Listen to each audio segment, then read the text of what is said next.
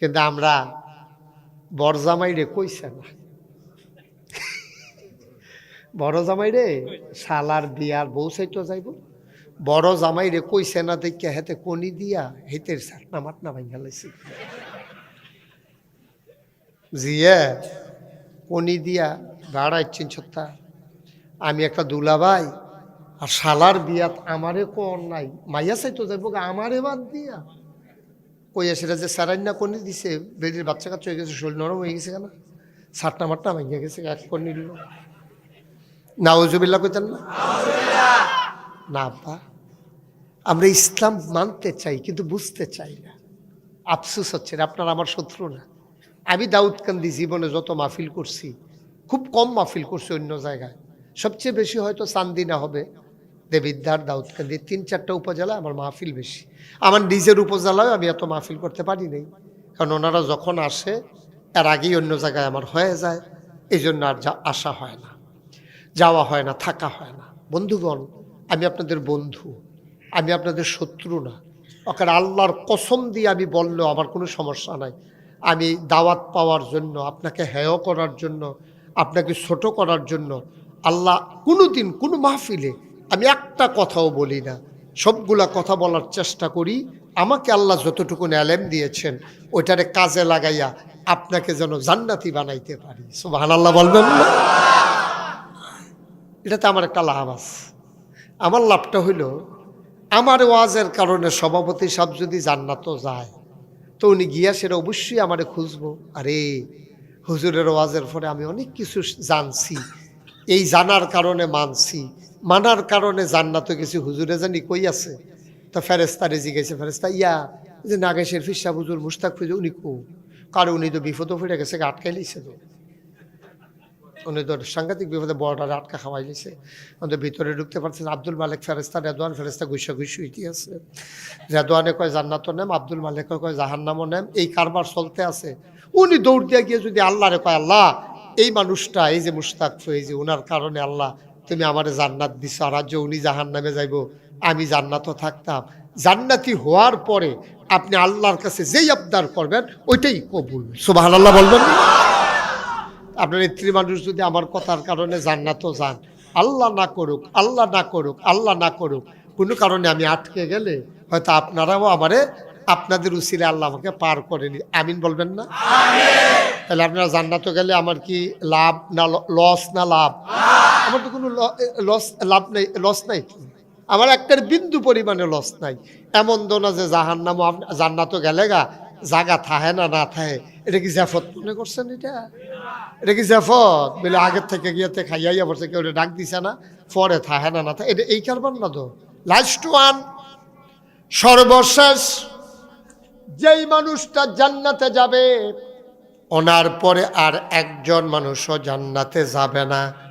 সবার শেষে যিনি জান্নাতে যাবে তার অবস্থা শুনেন। আল্লাহর নবী কয় লাস্ট ওয়ান, সর্বশেষ, মাইকটা একটু কমাই যায়। সবার শেষ যেই মানুষটা জান্নাতে যাবে ওই মানুষটা যখন জান্নাতের ভেতরে গিয়ে ঢুকবে, ঢোকার পরে সে সামনে তাকাবে, পেছনে তাকাবে, ডাইনে তাকাবে, বামে তাকাবে, উঠে দাঁড়াবে, দেখবে চতুর্দিকে যত দূর চোখ যায় একটা মানুষও জান্নাতের ভিতরে নাই। যেরকম সুবহানাল্লাহ। কোন জায়গায় সুবহানাল্লাহ কোয়া লাগে আপনার আন্দাজ আছে না? আমার লেগে দেরি করেন না, হ্যাঁ, যার যার বুঝবো তো যার যার সুবহানাল্লাহ তেতে কইবেন, আমার লেগে বইয়া থেকে লাভ কি? সুবহানাল্লাহ কন, জুড়ে কন, আর জুড়ে বলেন মারহাবা। লাস্ট ওয়ান, সর্বশেষ। তো জান্নাতে যাওয়ার পরে হে ডাইনে বামে সামনে পিছে চাইয়া দেখবো কোনো মানুষ নয়। আরে আমরা ইমাম সাহেব করি নাই, ফিসাব কুইয়ের ফিসাব মিশা হাজিরা কেউ রে দেখে না, পুরা জান্নাতরা খালি। তা আল্লাহরে ডাক দিব, আল্লাহ আমি না বিলে সবার শেষ। কয় হ, কত আগে যারাইছে তারা কই? আমি যদি সবার শেষ হই, আগে তো কেউ না কেউ আসছে, ওরা কই? আল্লাহ ডাক দিয়া বলবেন কাদের কথা বলো? আগে যারা জান্নাতে এসেছে ওরা কই? ওদেরকে তালাশ করার তোমার দরকার নাই। আল্লাহ তাইলে ওরা কি আসে নাই? আমারে পাঠাইছেন। জান্নাতে তো একজন লোকও দেখতেছি না, ওরা ওদের জায়গা মতো আছে। এবার বান্দা বলবেন, আল্লাহ আমার জায়গাটা দেখাই দাও, আমি যেন শুয়ে যেতে পারি নির্বিঘ্নে নিশ্চিন্তে। আমার জায়গাটা দেখাই দাও, অন্যের জায়গায় শোয়ার দরকার নাই। আল্লাহ বলবেন, কিসের জায়গা? কয় জান্নাতে দিছো, আমার একটা জায়গা দেবা না? আল্লাহ বলবেন, সামনে তাকাও, পেছনে তাকাও, ডাইনে তাকাও, বামে তাকাও, যত দূর তোমার দু চোখ যায় সবটা জান্নাত আমি আল্লাহ তোমারে দিয়া দিলাম। সবটা তোমার। এটা কি প্রথম না শেষটা?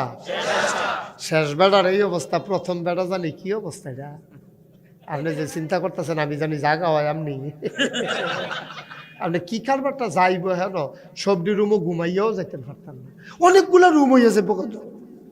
আপনি সন্ধ্যা রাত্রে এক রাইতো এক বিছনাথ, দুপুরে গিয়া দেখবেন আরেক খানো, রাইতে গিয়ে আরেক খান। কি একটা কারবার যাইতে আছে জান্নাত। সুবহানাল্লাহ কয় না রে? কি যে আল্লাহ নিয়ামত দিয়া রাখছে জান্নাত। আহ সুবহানাল্লাহ, সুবহানাল্লাহ।